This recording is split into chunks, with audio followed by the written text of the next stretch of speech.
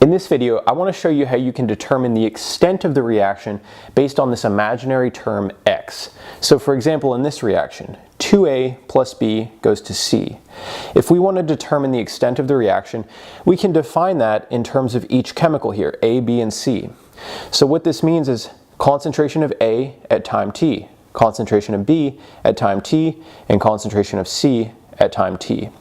So these are all going to be equal to the initial concentrations A0, B0, and C0. These are the concentrations of A, B, and C at the beginning of the reaction. And then we modify them based on an imaginary product X here. So imagine we have a member of this reaction X on the product side that doesn't actually participate. It just helps us keep track of how far the reaction has gone.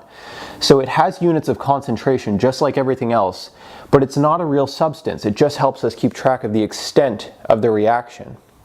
So we know A had a coefficient of 2. So it's a reactant, so it's going to lose its concentration over time, right? It's going to disappear over time. So it's going to be the initial concentration of A minus 2x.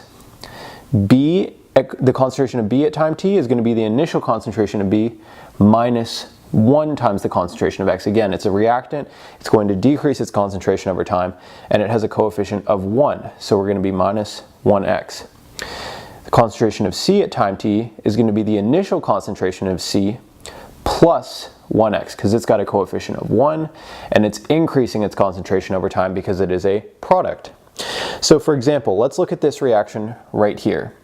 So if I want to do the same thing I did up here for each of these chemicals, it's going to look like this. So this means concentration of N2O5 at time t, concentration of NO2 at time t, and concentration of O2 at time t.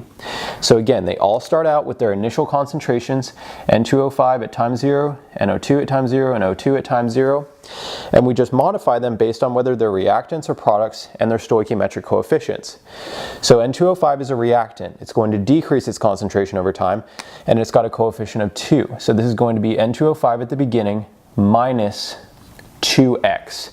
And x, again, it's just got units of concentration, but it's not real. It just helps us keep track of how much of this reactant we have lost.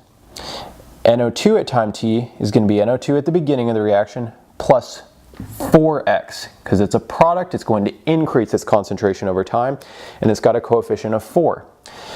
Finally, O2 at time t is going to be O2 at the beginning of the reaction, O2 at time 0, plus concentration of X with a coefficient of 1. Again, it's a product, it's going to be increasing its concentration over time. So I hope this made sense.